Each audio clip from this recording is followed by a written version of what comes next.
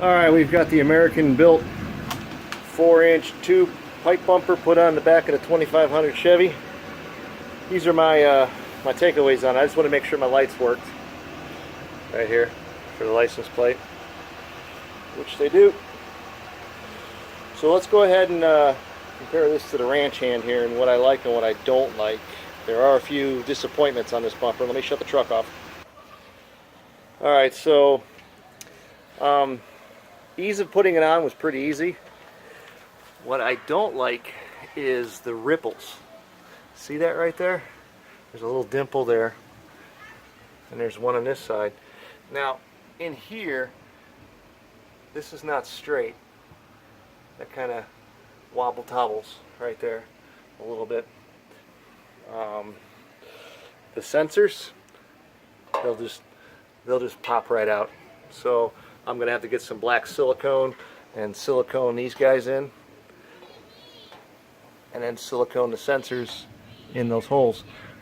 Did not have that problem on the ranch hand. The ranch hand, they fit really tight, and I didn't have to do anything on it. What else did I not like about it? We're nitpicking here. Kind of got a swoop angle here rather than a level angle. Again, nitpicking, just cosmetic stuff. I did only pay $640 for this one, so you know you're in a price point range. The ranch hand, absolutely super tight fit. Everything was level. Everything was absolutely amazing on the ranch hand. The sensors, this is 6 months old. You know, these sensors are they're still holding tight. Of course, that one used the factory brackets, which is really nice. This side used the O-rings. Again, those are really tight. Didn't have any issues with those. Everything about the ranch hand was super superior. Unbelievably awesome fit. I do have a little bit of rust right here on 6 months. Probably have to put some of that Osfo rust killer on there. The diamond plate seems thicker on the the ranch hand. It is definitely really square, no issues. I wish ranch hand would have made a rear for this truck, but they didn't. That's why I had to go with American built. And I didn't like Fabtech because they don't do the tube bumper. Like I said, you know what, the piece of crap, the piece of crap plastic garbage junk bumper that came off the rear of this truck, that is already rusting, compared to what I put on there is absolutely night and day. And I do a lot of driving, so I put the ranch hand on front in case a cow or a bull or a deer is out in front of me, because you know you got well, let's go up there and talk about it. You know, so you're up in northern Florida or Georgia and you're cooking along doing 80 miles an hour. That's common speed on the interstate. And then you hit a deer, or you hit a cow or a bull. You know, what do you got right here? You got intercooler, you got radiator, you got transmission cooler, oil cooler. You got about $8,000 to $10,000 sitting in about 7 inches.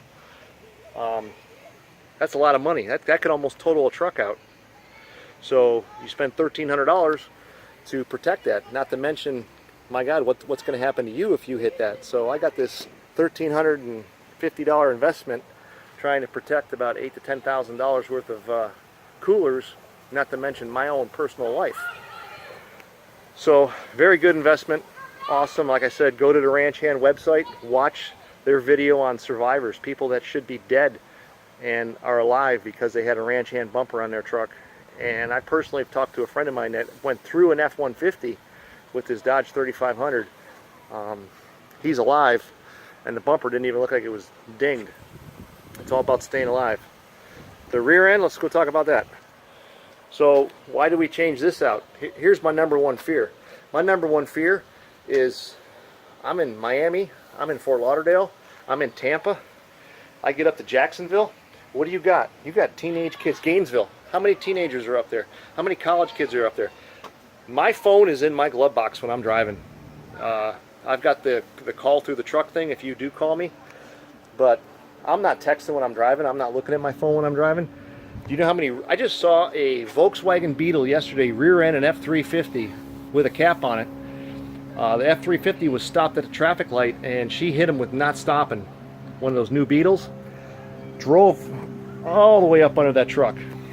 Did lots of damage to that truck. Obviously she was looking at her phone. That's the only thing I could say. Well, I'll tell you what, now if you you hit me looking at your phone. Oh, hang on, there's a piece missing here. There's my favorite piece. Hang on. There we go. When I'm not towing my boat or any of my trailers or any of my skid steers or bobcats or you know, front end loaders, I got that on there.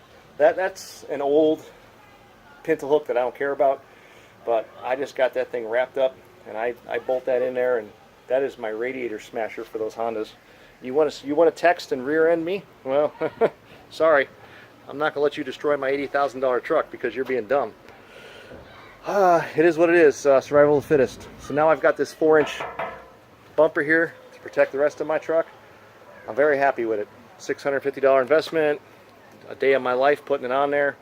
I got a little bit more stuff to do. I got to, you know, like I said, I got silicone in those sensors and put some lights in there. But you know, as far as you know what I got, I'm happy with it. Would I have been happier if Ranch Hand made one for $2,000 or $1,500? Sure, I would have bought it, but they don't. So it is what it is. But yeah, there it is. American built bumper for $650. Got it over there from CJ at Bumper. Oh, what is her website? Bumper Store, bumpersuperstore.com, something like that. I'll put a link in down there below. Sorry, CJ, I'm so tired. I forgot the name of your website. But yeah, great group of people. The bumper's not too bad. It's got a few issues here and there, but whatever. It is what it is for $650. It's not a Ranch Hand. So hey, check it out, guys. Tell me what you think. Have a great day.